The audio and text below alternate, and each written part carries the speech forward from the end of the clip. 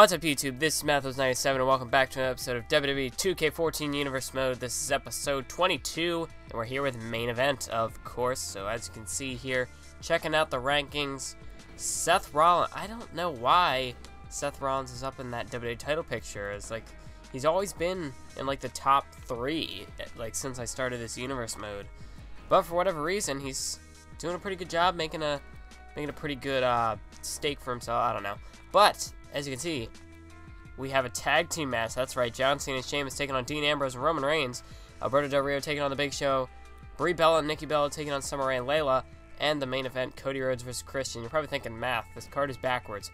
Well, I'm booking this a little bit more like a real main event. You know, main event on television, where they showcase their main event match first. I don't understand it at all. I just, you know, whatever, that's just what I did this episode. So Alberto Del Rio defeated The Big Show and qualified for the King of the Ring for SmackDown. And the Bellas won their tag team matchup, so that's not good. They're starting to get their way up with some wins. They might be in that Divas title picture soon, and I would not enjoy that whatsoever. But in case you're a little bit curious about this, since it is main event, we combine both Raw and SmackDown. So it will be the Raw team of Dean Ambrose and Roman Reigns against the Raw John Cena and the SmackDown Sheamus. And this is really the only place it could happen, right here on main event, as it showcases both brands, Raw and SmackDown, whereas normally Raw and SmackDown superstars wouldn't face each other. They would be separated into their own separate brands. But as you know, if you missed the last episode of SmackDown, Roman Reigns attacked Randy Orton, and I guess that might have been sparked from what happened last week on main event when we saw Orton and Sheamus come out to celebrate victory with John Cena. But anyway, into the entrances we go.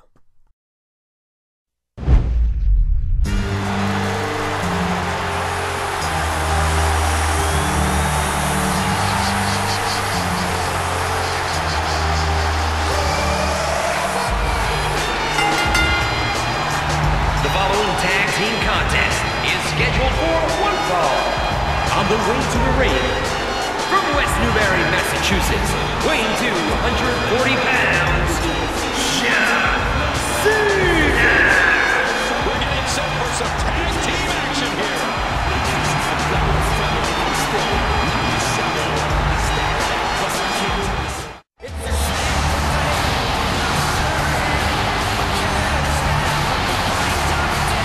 And his tag team partner, from Dublin, Ireland, weighing 272 pounds, the Celtic Warrior, Sheamus! The WWE Universe loves the Celtic Warrior, and here he comes.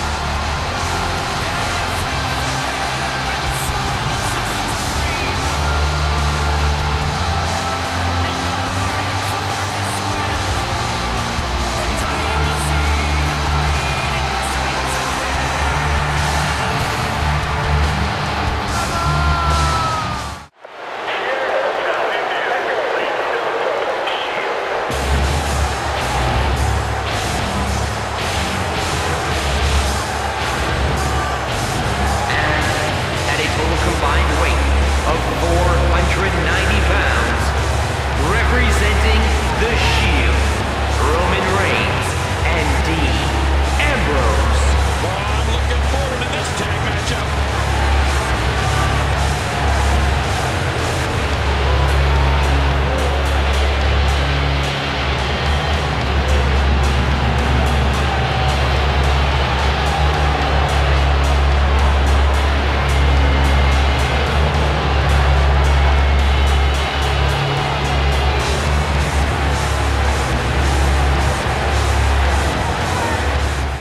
Alright, so this is an opportunity for the Shield once again to make a name for themselves. WWE Champion Dean Ambrose and Roman Reigns, but in a bit of a different way this time, as this taking on three superstars who are up in the main event picture at the moment. We've got John Cena, who's going to be challenging Ambrose for the WWE Championship at Night of Champions, and then of course we have Sheamus and Randy Orton, and they're going to be facing each other one-on-one for the World Heavyweight Championship at Night of Champions. As we know, Randy Orton won the championship scramble for the title back at SummerSlam from Sheamus, and now Sheamus has a rematch clause using that at Night of Champions. And speaking of contenders, with the King of the Ring coming up, I mean, whoever wins that match could very well be facing the King of the Ring winner, as whoever wins on SmackDown gets a World Heavyweight title shot, and whoever wins on Raw gets a WWE title shot. Oh, what a maneuver there by Dean Ambrose, planting Cena right on his face. But as we know, Cody Rhodes versus Christian later on tonight. That is also a qualifying match for SmackDown, so who knows, maybe Cody Rhodes or Christian could be challenging for the world title at Hell in the Cell. Or actually, it is not going to be Hell in the Cell. I changed it up a little bit. Since No Way Out is, I think I might have touched on this before, but since No Way Out is not going to be in WWE 2K15, but Hell in the Cell will, because, I mean, No Way Out was sort of a one-off event, so I'm going to include that pay-per-view instead of Hell in the Cell. I'm still going to, like, it's not really, like, I don't know how I want to say this, but since No Way Out, I did that with Vengeance and Money in the Bank, because Money in the Bank would still be featured in this year's game, even though I passed it, and I probably won't get to it. But I used Vengeance because it was, like, the one pay-per-view for that game, and I'm doing the same here with No Way Out, because, I mean, Hell in the Cell, it's sort of generic. It's one of those gimmick pay-per-views, and I don't know if I want to be completely limited. I'm not saying I'm not going to feature any Hell in the Cell matches, but I don't know if I want to be limited to just the gimmick type, and also because No Way Out is this game only, because it wasn't in the last year's pay-per-views, and they're going to bring back Payback and Battleground for the next WWE 2K15 game. But anyway, so the reason why this match was started, last week John Cena went one-on-one with, I don't remember who it was, I think Seth Rollins maybe? No, it was John Cena versus The Undertaker, and Dean Ambrose attacked Cena before the match, and then later on, after Cena's victory, Sheamus and Randy Orton came out to celebrate with John Cena, and I guess this is the only place they could do it here on Main Event, as it is the combination of Raw and SmackDown guys. And when that happened, I don't know, must have set something off to the Shield. They saw them as a threat or something. Maybe there's some sort of injustice going on there. But whatever the reason, Roman Reigns attacked Randy Orton after his match on SmackDown. Randy Orton was in the backstage, in the parking lot actually, and was going to get into his car, what it looked like, getting ready to exit the arena, head home, or to the next event. And Roman Reigns came out from behind and slammed Orton's head through the car window. So we haven't seen or heard from Randy Orton since that event, but that sparked this tag team matchup. Like I said, it can only happen on Main Event, this combination of Raw and SmackDown superstars. As my cat is digging at the tag on something, I don't know. But anyway, so now that we're here with this tag team matchup, very, very unique matchup here. So it features 3 superstars from Raw, and then the one SmackDown superstar in Sheamus. And one thing I'm kind of hoping I could get to in this year's Universe mode would be the WWE Draft, because I haven't gotten to do that yet, and I don't know if they're going to include that in next year's game, because, I mean, like, they haven't done the WWE Draft in a while. I mean, I'd love for them to keep the WWE Draft, that's a cool thing, but you never know with the lack of a brand split now and the title unification. Maybe they'll change up Universe again next year, or maybe there won't even be a Universe, but I'm digressing at this point. So let's get back into this matchup here. Cena and Sheamus. And Sheamus, a little too overzealous there, went over the top rope. He was a little too aggressive, and now he's got himself in the Shield's playground. But big axe handle there to the face of Dean Ambrose. But Roman Reigns wasn't going to have any of that. Caught him with that big Samoan drop. And if I, like, sound out of breath at all or something like that, it would be because I just ran this thing that's called the Pacer. Oh my god. Sheamus about to go a clobber in, as JBL would say. But like I was saying, it's this thing called the Pacer, where you pretty much, you're in the gym or whatever, and then you run back and forth pretty much, and there's like a little, like a beep that goes off or something, and it gets faster each time. So you pretty much just keep running until you can't keep up or whatever. So yeah, that's what happened. And whether you're fit or out of shape, eventually you're going to be pretty much in the same condition, because you just keep going until you can't go anymore. or you could not try and be fine, but eh. Anyway, so that was that, and this is this. So Roman Reigns, another Samoan drop there to Sheamus, and he's going to make a tag to Dean Ambrose. And I also want to let you guys know, I know I just keep going off on like little side tangents here, but this one's relevant, this one's important, because I'm doing a bit of a format change in my Universe Mode videos coming up.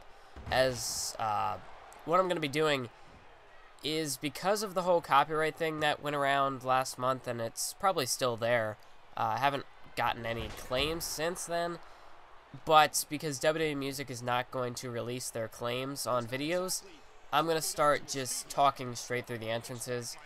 The reason why I didn't do it, because this change happened a while ago that I started making the format changes, but I had like a bunch of videos already made, so that's why I haven't started that yet. I think it's the next one, but if not, I mean, it's upcoming in the next 1 or 2 episodes. Like, it's really close that I make the format change, but the reason why, because I had already done this before, like, I had already rendered out this video for the commentary before I decided that I would make the change in my content for the formatting of the videos.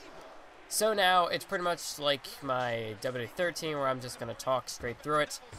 Yeah, but definitely what happened with me, I haven't gotten any claims on like the entrances, but I don't want to take a chance on that. I'd rather just upload a video and have it go through nice and smooth.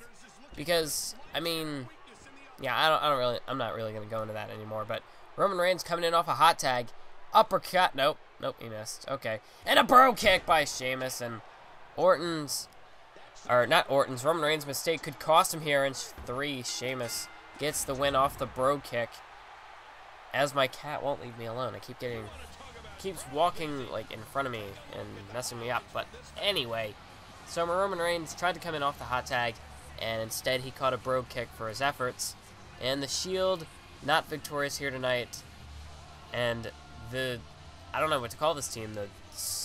What would you call these? The main eventers, the super humans. I don't even know. But Sheamus and John Cena get the victory here. Well, they're the #1 contenders, I guess, as Sheamus has his world title match. Cena's got a WWE title match coming up. But the team of Cena and Sheamus get the win. But another question reveals itself: is what exactly is the condition of Randy Orton after being slammed headfirst through that car window? What are we going to see next from Randy Orton? Could he have a potential injury, and will he recover, or will we see him sometime in the near future? Will he make it to his match at Night of... I can't talk. Will he make it to his match at Night of Champions? We'll have to find out. These questions may be answered in the future episodes. But now it's Cody Rhodes taking on Captain Charisma, Christian.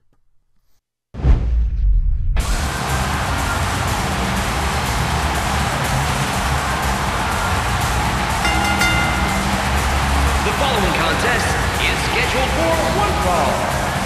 Making his way to the ring from Marietta, Georgia, weighing 223 pounds, Cody Rhodes. Well, the WWE Universe sure isn't shy about sharing their feelings about this superstar.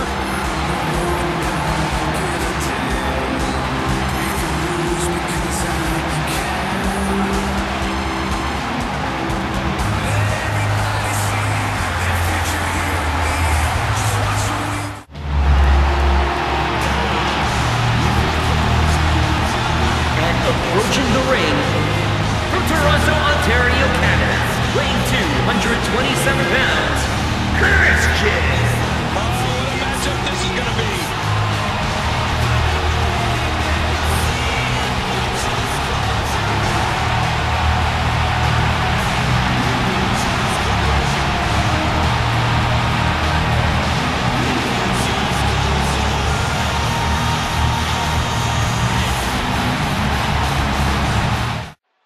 And now here we go, Cody Rhodes, Christian, one-on-one. And like I said, this is a King of the Ring tournament qualification matchup.